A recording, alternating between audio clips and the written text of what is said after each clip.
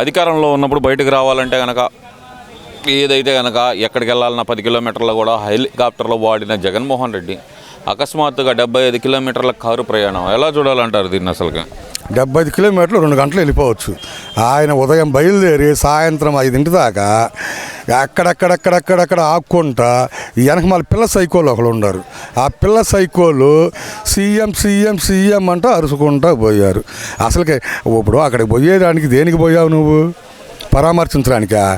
అసలు ఎవరు ఇప్పుడైనా ఎవరు చచ్చిపోయారా? ఎవరైనా మీ కార్యకర్తలు ఎవరు చచ్చిపోతే పరామర్శించవచ్చు. అది ఎప్పుడూ పోయిన ఎలక్షన్లు అప్పుడు అతను బెట్టింగ్లకు కాసి డబ్బులు పోగొట్టుకొని బెట్టింగ్లు కాసి వాళ్ళంతా డబ్బులు అడుగుతారని చెప్పేసి పురుగుల మందు తాగి ఎప్పుడో రిజల్ట్ వచ్చిన తర్వాత చచ్చిపోయాడు అతను. ఇన్ని రోజులు నువ్వు ఆయన పరామర్శించడానికి పోలేదా జగన్మోహన్ రెడ్డి? ఇన్ని సంవత్సరం అయింది. సంవత్సరం తర్వాత నువ్వు వెళ్ళి ఆయనకు ఒక విగ్రహం పెట్టి ఆయన ఏమని పరామర్శిస్తావు నువ్వు? నీ పిల్ల సైకోళ్ళు ఒక బోర్డులు పెట్టుకొని 2019లో వచ్చేది మేము, 2029లో మేమే వచ్చేది. మా జగనన్న వస్తాడు. ఒక టీడీపీ కార్యకర్తలను టీడీపీ నాయకులను ఒక్కొక్కరిని పర్రా ఏంది వేట కొడవళ్ళతో పొట్టేలను కోసినట్టు ఒక్కొక్కరిని నరుగుతామంటున్నావు. ఎవరిని నరుగుతావు జగన్మోహన్ రెడ్డి? నువ్వు నరిగితే మేము నరికించుకోవడానికి సిద్ధంగా ఉండామా? జగన్మోహన్ రెడ్డి ఒక్కడి గుర్తుపెట్టుకో, మేమంతా గాజులు దొరికించుకోలేము జగన్మోహన్ రెడ్డి. నువ్వు చేస్తే మేము చేయగలుగుతాము, కానీ అది పద్ధతి కాదు. సమాజానికి ఏం మెసేజ్ పంపిస్తున్నావు జగన్మోహన్ రెడ్డి? నువ్వు రౌడీజం చేయమని మెసేజ్ పంపిస్తున్నావా నీ సైకో బ్యాచ్కి? ఇలా ఎంతమందిని రౌడీని చేసి ఎంతమంది చంపుతావు జగన్మోహన్ రెడ్డి? నీ బాబాయిను పర్ర నన్ను అరికావు, గుర్తులేదా జగన్మోహన్ రెడ్డి? పల్నాడులో చంద్రయ్యను జగన్మోహన్ రెడ్డి అనమంటే అనలేదని చెప్పి అతన్ని కోసారు మీరు వేటకొడవలతో కత్తులతో. ఇక మీ పనంతా ఈ రౌడీజం, ఈ దుర్మార్గం ఆలోచన చేయడమేనా జగన్మోహన్ రెడ్డి? ఒక పక్క నీ తల్లిని ఎల్లగొట్టావు. నీ చెల్లి ఫోన్ ట్యాపింగ్ కేసే తెలంగాణ వాళ్ళు చేశారంటే నీ హస్తం లేకుండా వాళ్ళు చేయరుగా. మొత్తం నువ్వు హస్తం చెప్పి ఆమె ఎవరితో కలుస్తుందా, ఎవరితో మాట్లాడుతుందా, ఈ మొత్తం తీసుకోవడానికి ఫోన్ ట్యాపింగ్ చేయడం నీ దుర్మార్గతనానికి నిదర్శనం జగన్మోహన్ రెడ్డి. ఎక్కడో తెలంగాణలో జరిగితే నాకేం సంబంధం, అప్పుడు ఆమె ప్రతిపక్ష నేతగా ఉంది కాబట్టి అక్కడ చేశారేమో, మాకేం సంబంధం అంటున్నాడు కదా. ఈ కేసీఆర్ ఈ జగన్మోహన్ రెడ్డి కేటీఆర్ వీళ్ళు తోడు దొంగలండి. ఇక్కడిదిక్కడ మొత్తం వీళ్ళకి చేసుకుంటూ పోతుంటారు. ఏంది వీళ్ళు మొత్తం ఫోన్ ట్యాంపరింగ్, మొత్తం చంద్రబాబుయే ఫోన్ ట్యాంపరింగ్ చేశారండి. షర్మిల జైరని ఏముంది? వీళ్ళ బతుకంతా వాళ్ళు ఏమైనా మాట్లాడుకుంటున్నారా? ఇంట్లో భార్యాభర్తలు మాట్లాడుకున్నా అవి కూడా ఫోన్ ట్యాపింగ్ చేస్తుంటే ఇంత నీచమైన బతుకు జగన్మోహన్ రెడ్డి. ఎందుకు బతుకుతున్నావు జగన్మోహన్ రెడ్డి నువ్వు? మొగుడు పిల్లలు మాట్లాడుకునేది ఎట్టంటారులే మరి. వింటారండి, వాళ్ళ బతుకది జగన్మోహన్ రెడ్డి బతుకంతే. జగన్మోహన్ రెడ్డి వాళ్ళకి నాయకుడు. ఈ పిల్ల సైకోల్ని పెట్టేసి వీళ్ళు ఒక సీఎం అని పిల్ల సైకోల్ని పెట్టి ఈ రకంగా బోర్డులు పెట్టి ఆ బోర్డుల గురించి అడుగుతుంటే ఏమంటారు తెలుసా? ఆ తప్పులే అంటే సినిమాలో ఉందంట. సినిమాలో ఉంది, డైలాగ్ వేరు. మీరు పైన పెట్టిన 2029లో మళ్ళీ మా జగన్మోహన్ రెడ్డి వస్తే ఒక్కొక్కరిని వేటకడ వాళ్ళతో గంగమ్మ తల్లికి బలిచ్చినట్టు బలిస్తామన్నారు జగన్మోహన్ రెడ్డి. మామూలుగా ఆయన సినిమాల డైలాగ్ వేరు. మీరు ఏ నాయకుల కార్యకర్తలను నరుగుతారు జగన్మోహన్ రెడ్డి? అందుకే సిగ్గు లేకుండా జగన్మోహన్ రెడ్డికి 11 సీట్లు ఇచ్చింది ప్రజలు, రాష్ట్ర ప్రజలు. ఇంకా బుద్ధి తెచ్చుకోవా జగన్మోహన్ రెడ్డి? ఇంకా బుద్ధి తెచ్చుకో జగన్మోహన్ రెడ్డి. సిగ్గు లజ్జ కొంచెమన్నా నీలో సీము రక్తం నీలో కొంచెమన్నా ఉంటే ఇకనైనా ప్రజలకు ఒక్క మేలు చేసావు జగన్మోహన్ రెడ్డి. నీ కార్యకర్తలు ఇద్దరు చచ్చిపోయారు జగన్మోహన్ రెడ్డి. అక్కడికి వెళ్ళి కనీసం వాళ్ళకు ఒక 10 రూపాయలు ఇచ్చారు జగన్మోహన్ రెడ్డి. 10 లక్షలు పంపించాడంట కదా నిన్న. అస్సలకి ఏందండి రూపాయి? ఆ రోజు వరదల్లో వచ్చా కూడా 1 కోటి రూపాయలు అన్నాడు. 1 కోటి కాదు, 1 కోటి పైసలు ఇలా.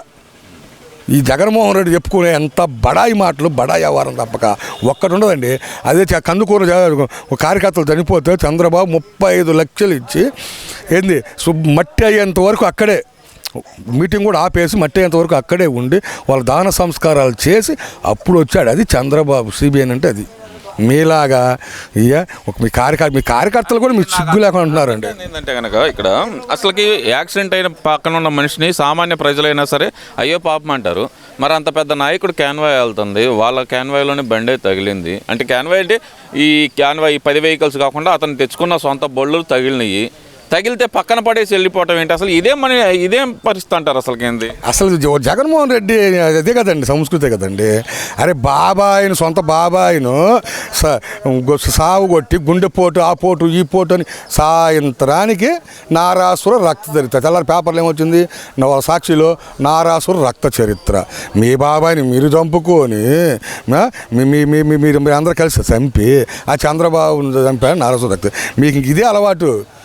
ఒక కార్యకర్త చనిపోయినప్పుడు పడ్డప్పుడు హాస్పిటల్ తీసుకుని ఎమ్మటి తెస్తే అతను బతికేవాడు కదా, పెద్ద వయసు అతను పెద్ద అయినా. అలా ఏమి లేకుండా అతను వదిలేసి ఆయన చనిపోతే కనీసం ఆయన చచ్చిపోయిన తర్వాత చూడడానికి కూడా రాలి జగన్మోహన్ రెడ్డి.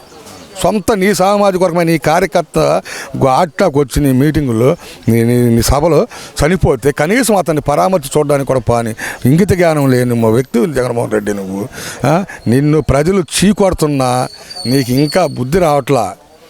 ఇలాగే నువ్వు చేస్తే 2029లో నీకు వచ్చేది 0%. గుర్తుపెట్టుకో, అది తీయేస్తారు. ఇప్పుడు అది ఏదో పొరపాటున హార్ట్ అటాక్ వచ్చి చనిపోయాడు, దాంట్లో తప్పే ఉంది. ఎవరో చనిపోతే దానికి జగన్మోహన్ రెడ్డికి సంబంధం ఏందని చెప్పి అంబటి రాంబాబు మాట్లాడటం ఎలా చూడాలంటారు? మరి జగన్మోహన్ రెడ్డి మీ కార్యకర్త జగన్మోహన్ రెడ్డి అమ్మ వాడికి ఏముందండి? అంబటి రాంబాబు వాడు ఒకటి ఎదవంటాడు. నేను ఎప్పుడు వాడి గురించి మాట్లాడుకోవడం వేస్ట్. వాడు బురద పంది, బురదలో తొలియాడు వాడు పంది. వాడు పోతాడు ఆడికి, వాడు దేనికి పోతాడు అర్థం కాదు. ఇద్దరిని పెట్టారండి ఈ కాపు సామాజిక వర్గంలో, ఒక ఇద్దరిని పెట్టాడు. ఆ తొర్రిపోలుడు పేరినాను ఒకడు, ఈ అంబటి ఒక బర్రె పంది ఒకటి. వీళ్ళిద్దరూ ఆ మీడియా ముందుకు వచ్చి ఏది పడితే అది మాట్లాడడం. మీకు కొంచెమన్నా జ్ఞానం ఉంది అంబటి రాంబాబు పేరినాని? మీ బతుకులు అబద్ధ బతుకులు, అబద్ధ కథలు. ఒక్కరోజున నేను నీతిగా మాట్లాడి నీతిగా రాజకీయం చేయండి. మొన్న ఒక ఇంటర్లో పేరేనా అని మాట్లాడతాడండి, అది బిగ్ టీవీ ఏదో టీవీలో మాట్లాడతాడు. అరే నోరు తెరిస్తా పచ్చి అబద్ధం. చంద్రబాబు అసెంబ్లీలు అంట అసలు ఏం అనలేదంట. అరే పబ్లిక్గా ప్రతి ఒక్క ప్రజలు విన్నారు. మీరు ఏమన్నది, అంబటి రాంబాబు ఏమన్నాడా, దూరంపూడి చంద్రశేఖర్ రెడ్డి ఏమన్నాడా, వీళ్ళు మా భవనమ్మ తల్లిని అన్నారా మీరు? అతను చంద్రబాబు కన్నీళ్ళు పెట్టుకుంటే వీళ్ళ ఆడవాళ్ళు కన్నీళ్ళు తుడుచుకుపోయింది, రాష్ట్రం నాశనం చేశారు. మీలాంటి వాళ్ళు మాట్లాడుతారు. ఇప్పుడు మాట్లాడితే సామాజిక వర్గం తీసుకొస్తాడు ఏంటండి జగన్మోహన్ రెడ్డి? కమ్మోళ్ళు అంటాడు, కాపులు అంటాడు, వాళ్ళు అంటారు. రాజకీయ నాయకుల లక్షణం నీకు లేదా? ఇక్కడికి విషయం ఏంటంటే కనుక ఆ సంగతి పక్కన పెడితే నా ఎస్సీ, నా ఎస్టీ, నా బీసీ, నా మైనార్టీ అంటారు. చనిపోయింది ఎస్సీ వ్యక్తి. మరి ఆ కుటుంబం దగ్గరికి పరామర్శించడానికి జగన్మోహన్ రెడ్డి ఎందుకు అది వెళ్ళలేకపోయాడు? ఈ జగన్మోహన్ రెడ్డి ఓట్ల కోసం వీటి కోసమే నా ఎస్సీ, నా బీసీ అంటాడండి.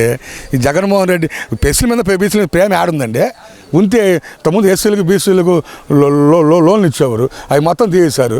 వాళ్ళని సగం నడగొట్టిందో నువ్వు జగన్మోహన్ రెడ్డి. వాళ్ళకి ఒక న్యాయం చేసావు ఎస్సీలకి బీసీలకి, నువ్వు మైనార్టీలకి నువ్వు మాట్లాడతావా? నేను వాళ్ళకు సమక్షమానికి అన్నీ చేశాను, నేను బాగు చేశాను. అసలు కులాలు తీసుకొస్తాను జగన్మోహన్ రెడ్డి. నువ్వు కులాలు తీసుకురా మాకు పోయా. నువ్వు ఒక రాజకీయ నాయకుడు, అన్ని కులాలు సమానం నీకు. నువ్వు ఈ రాష్ట్రానికి ఒక ముఖ్యమంత్రి కావాల్సిన వాడేంది? అన్ని కులాలు సమానంగా చూసుకోవాలా. కమ్మ, కాపు, ఇంకొకటి ఎస్సీ, బీసీ కావాల్సింది. నువ్వు అందరినీ సమానంగా చూడు. అంతేగాని నువ్వు మాట్లాడితే వాళ్ళంటావు, వీళ్ళంటావు. ఆయన ఏదో కొడాలని అరెస్ట్ చేశారు. నువ్వు ఎంతమందిని అరెస్ట్ చేశావు జగన్మోహన్ రెడ్డి? తెలుగుదేశం నువ్వు సీఎంగా ఉన్నప్పుడు తెలుగుదేశం నాయకుల్ని ధూళిపాల్ నరేంద్ర కాడి నుంచి మొదలుకొని నువ్వు అచ్చెన్నాయుడిని, చింతమనేని ప్రభాకర్ని, ఇటుపోతే మొత్తం ఎంతమంది మీద కేసులు, ఎన్ని కేసులు పెట్టా, ఎంత హింసించా. ఇవాళ అలాంటి ఏ కార్యకర్తల మీద ఎవరి మీద కేసులు పెట్టట్లా. వాడు మాట్లాడి వంశీగాడికి వాడు మాట్లాడిన వాళ్ళకి ఈ మద్యం కుంభకోణంలో ఉన్నాయి కాబట్టి మీ నాయకుల్ని తీసుకెళ్తున్నారు. అంతేగాని ఎన్ని వాస్తవాలు మొత్తం మద్యం కేసులు మొత్తం బయటకు వస్తున్నాయి. ఒక్కొక్కటి సంగతి తెలుస్తాం.